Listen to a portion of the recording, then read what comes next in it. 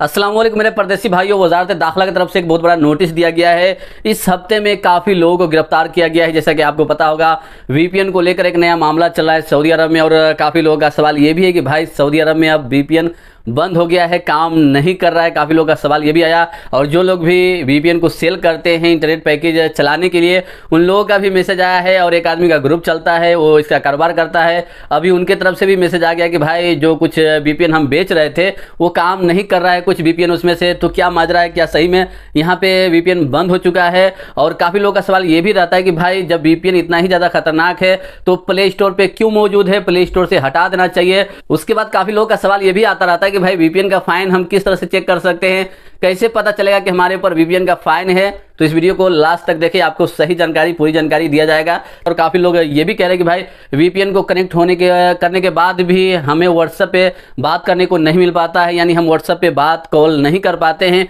क्या रीज़न है, कोई दूसरा तरीका है या नहीं है? तो लास्ट में दूसरा तरीका बताने वाला हूँ, किस तरह से आप डायरेक्ट यहाँ पे कॉलिंग डायरेक्ट कर सकते हैं अपने देश में और फ्री में बात कर सकते हैं। तो सबसे पहले मैं आपको बताना चाहूँगा, इस हफ्ते में 17,257 लोगों को गिरफ्तार किया गया है। और ऐसा बिल्कुल नहीं है कि वीपीएन के जुर्म में गिरफ्तार किया गया, ऐसा नहीं है। ये सऊदी अरब में चेकिंग चलता है, जब चेकिंग ज़्यादा हाई हो जाता है तो इतने ज़्यादा गिरफ्तारी होने लगता है, यानी ज़्यादा लोगों को गिरफ्तार किया जाता है। और इसमें से काफ़ी लोगों को तरहील करके भेजा गया है, यानी डिपोर्ट करके भेजा गया है, जिसमें से 9,369 लोग हैं जिसको डिपोर्ट करके भेजा गया है। जो लोग भी पकड़ा कर जाते हैं, जेल के जरिए जाते हैं, जिन लोगों के ऊपर कोई जुर्म होता है, अगर आप डिपोर्ट होकर यहाँ से जाएंगे तो दोबारा सऊदी अरब में कभी भी नहीं आ पाएंगे। अगर आप मुस्लिम हैं तो मुस्लिम होने के नाते बाद में आपको 500 यानी 5 साल के बाद आपको टूरिस्ट वीज़ा भी नहीं मिलेगा, बस उम्रा वीज़ा और हज वीज़ा पे आप यहाँ पे आ सकते हैं अगर मुस्लिम है तो, नहीं तो नहीं मिलेगा। तो ये अपडेट है। और यहाँ पे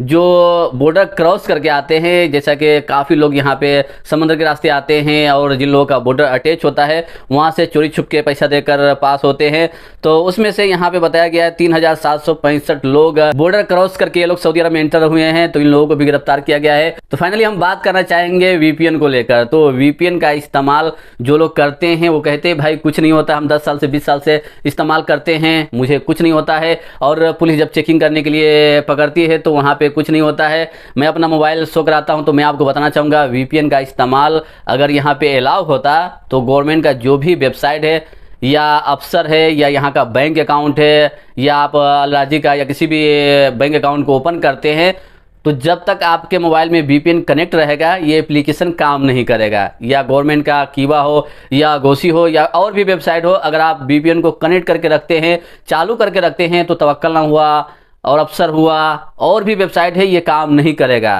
क्योंकि यहाँ पे बहुत ज़्यादा रिस्क होता है और सिक्योरिटी के लिए ये चीज़ बनाया गया है कि जो भी यहाँ पे इसको कनेक्ट करके ये एप्लीकेशन चलाएगा या किसी का अकाउंट हैक करने की कोशिश करेगा तो ये काम नहीं करता है। तो आप इसे समझ सकते हैं, यहाँ पे पहले से पाबंदी है, लेकिन पर्सनल इस्तेमाल के लिए लोग चलाते हैं तो चला सकते हैं। लेकिन मैं यही कहना चाहूँगा, अपने मोबाइल में हमेशा के लिए न रखें। नहीं तो एक बीती बात बता रहा हूँ, यहाँ पे एक रोड पे चेकिंग चल रहा था, पुलिस आया और उसके दुकान में एक हुरूब वाला आदमी बैठा हुआ था, तो उसने इशारा से उसको कहा कि यहाँ पुलिस आ गई है, तुम निकल जाओ यहाँ से।